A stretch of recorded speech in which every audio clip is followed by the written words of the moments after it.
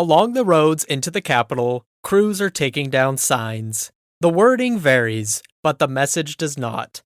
Jews are not wanted here. 2 weeks earlier, hundreds of Roma and Sinti were moved to a guarded site on the city's edge, beside a sewage field. The first foreign visitors are beginning to arrive. Welcome to Same Day, Different Century. I'm Zach. Today is August 1st. The decision that brought the world to Berlin was made by an organization that had no way of knowing who would collect on it. In the spring of 1931, the International Olympic Committee awarded the 1936 Summer Games to Berlin.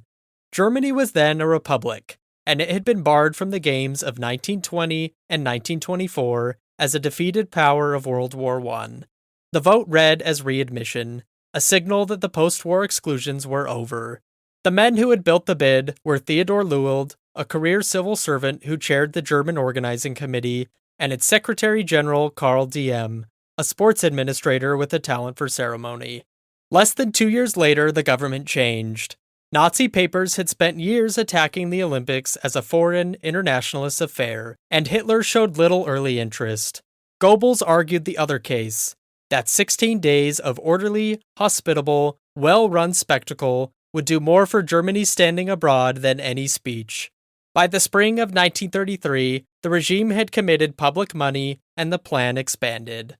A new stadium, the Olympiastadion Berlin, rose at the western edge of the city with roughly 100,000 seats, inside a complex of arenas, a swimming pool, and a parade ground. The regime's own racial laws immediately collided with its Olympic staff.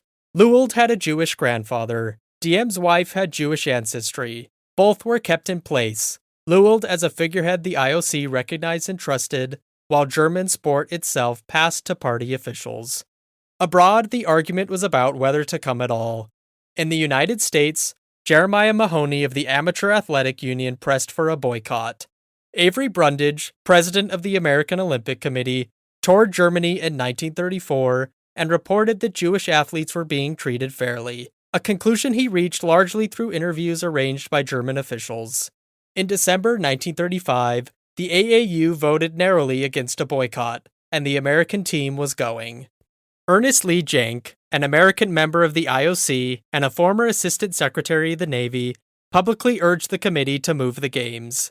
In July 1936, the IOC expelled him, an action it had never taken against a member before, and elected Brundage to the vacant seat.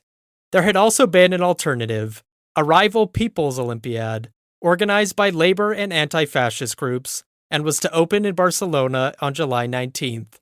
The Spanish Civil War began that same week, and it never took place. The preparation shifted to the city itself. The Nuremberg laws of September 1935 stayed on the books, but their visible furniture came down.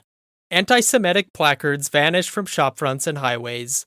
The crudest of the party papers left the kiosks. In mid-July, police arrested several hundred Roma and Sinti and confined them at Marzahn, on the northeastern outskirts.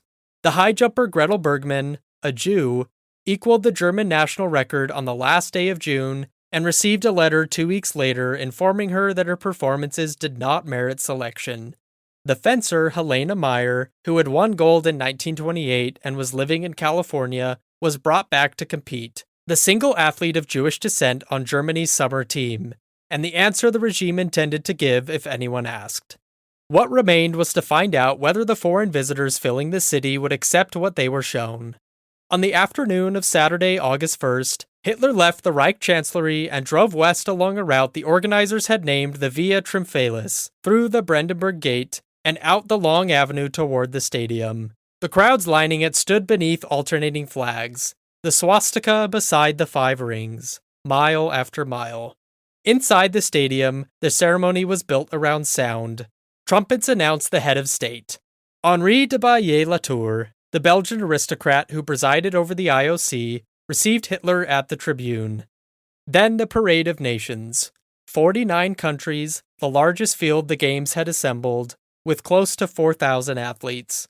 Greece led, by custom. Germany came last. In between, the delegations passed the tribune and each made a choice that the crowd read instantly. The official Olympic salute, right arm extended, was nearly indistinguishable from the Nazi Party salute, and teams that raised the right arm drew a roar from the stands. The British team turned eyes right and marched on. The Americans removed their hats, held them over their hearts, and did not dip the flag. Accounts differ over what several delegations, the French among them, intended by their gesture, and the ambiguity was noted at the time as well as since. Hitler spoke one sentence. The IOC formula permitted nothing more. A declaration that the games of the 11th Olympiad were open. Richard Strauss, Germany's most celebrated living composer, conducted an orchestra and 1,000-voice choir in the Olympic hymn he had written for the occasion. A bell, cast in the Ruhr steel town of Bochum, sounded from the tower above the field. The airship Hindenburg had crossed the stadium trailing the Olympic flag. Spiridon Louis, the Greek runner who had won the first modern marathon in 1896, walked to the tribune and presented Hitler with an olive branch cut at Olympia. The element of the ceremony that outlived the regime that invented it came near the end. The torch relay was not ancient. Fire burned at the ancient Greek festivals, but no runner ever carried it from Olympia to a host city, because there were no host cities. The relay was Carl Diem's idea, and it was engineered like everything else that fortnight. The flame was kindled at Olympia on the 20th of July with a parabolic mirror. More than 3,000 runners carried it roughly 3,000 kilometers over 12 days, through Greece, Bulgaria, Yugoslavia, Hungary, Austria, and Czechoslovakia. The final stage went to Fritz Schilgen, a middle-distance runner chosen not for his record, but for the way he looked while running. The Games were also the most heavily recorded event that had ever taken place. Crews worked from pits dug beside the track, from rails, and from towers, with a scale of access no filmmaker had been granted before. Radio commentary went out in more than 24 languages, and for the first time, an Olympics was televised. A signal piped to roughly 24 public viewing rooms in Berlin and Potsdam, where audiences watched small, unsteady pictures.